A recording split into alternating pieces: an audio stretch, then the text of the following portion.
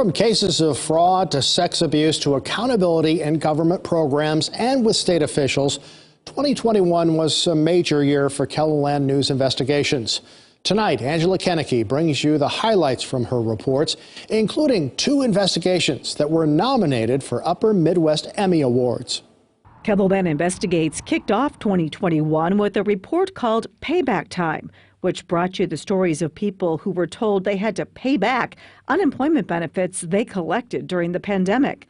The South Dakota Department of Labor claimed it overpaid $2.7 million in unemployment benefits and was demanding the money back. I don't know anyone who it wouldn't be a hardship on to get an unexpected $10,000 bill in the mail. Jenna Haig won on appeal and only had to pay back $35. Sarah Knutson, who was told she owed nearly $6,000, will only have to pay back $1,035 on appeal. In March, KELOLAND Investigates tracked down dozens of cases of fraud in a small business administration program called the Emergency Injury Disaster Loans, or EIDL for short. In South Dakota, nearly 8,000 businesses received $463.5 million. But KELOLAND Investigates uncovered that some of those businesses turned out to be fake farms with addresses smack dab in the middle of South Dakota towns. So is this Beth MB Potato Farm? No. No potato farm here? No potato farm here. Our investigation uncovered at least 29 cases of fraud, mostly fake farms, equaling $1.14 million. The SBA says it's working with the Justice Department to track down the fraudsters and recover the money. KELOLAND Investigates also made a trip to the Rosebud Reservation to follow up on the open death case of 15-year-old Alize Millard. His family spoke for the first time and provided us with evidence in the case. According to his death certificate, Alize was hanged and then set on fire. So what's holding up this investigation? And that's the bit that really is frustrating with a capital F. More than 2 years after his death, the FBI says the case remains open. In the spring of 2021, KELOLAND Investigates looked into a series of cold cases. We uncovered new evidence and interviewed people who had never spoken publicly about the cases before, including the retired investigators and the death of 18-year-old Dana Adamson of Centerville. Well, that depends on whether or not you believe what he says or you believe what the crime scene tells you. 2 different stories that contradict each other. KELOLAND Investigates also uncovered new details about the events leading up to the 2015 death of Alicia Hummel on the banks of the Missouri River and what evidence was left behind.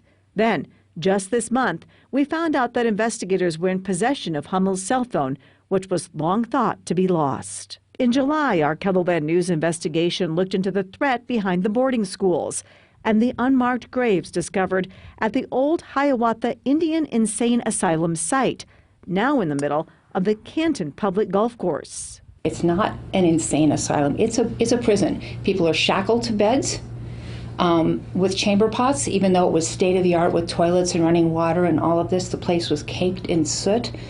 People are lying in their feces, maggots crawling on them. Only 2 grave markers have surfaced, and while the burial map lists 120 names, ground sensing technology indicates there may be even more bodies. 3 major KELOLAND News investigations dating as far back as 2017 resulted in criminal charges, guilty pleas, and prison sentences in 2021. Jared Stephenson of H&I Grain was selling grain without paying farmers and then gambled away as much as $10 million hedging commodities.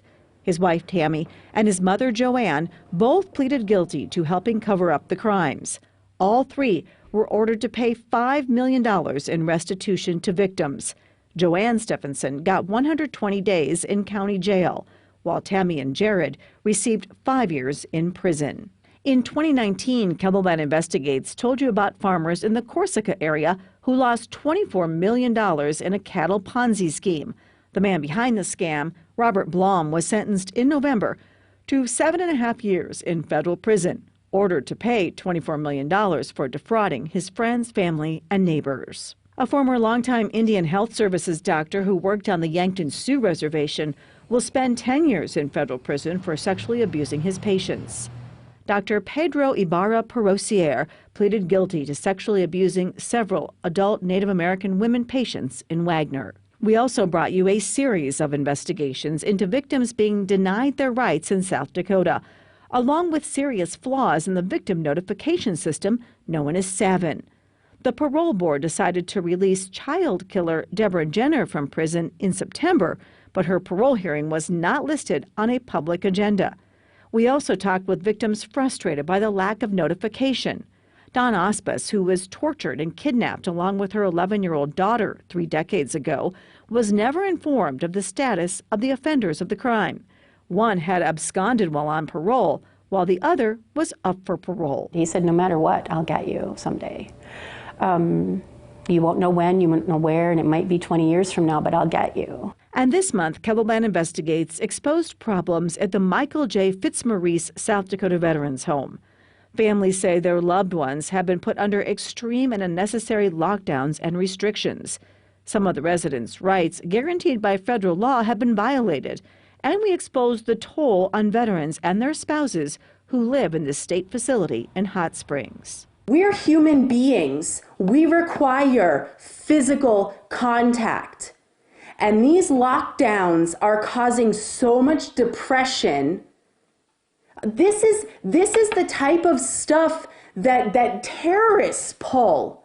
Locking people in cells and causing isolation causes so many mental issues. Several lawmakers are looking into legislation in 2022 to try to improve conditions at the state veterans home.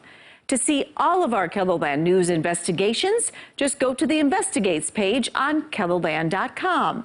And if you have a story you'd like us to look into, just fill out the form on the page.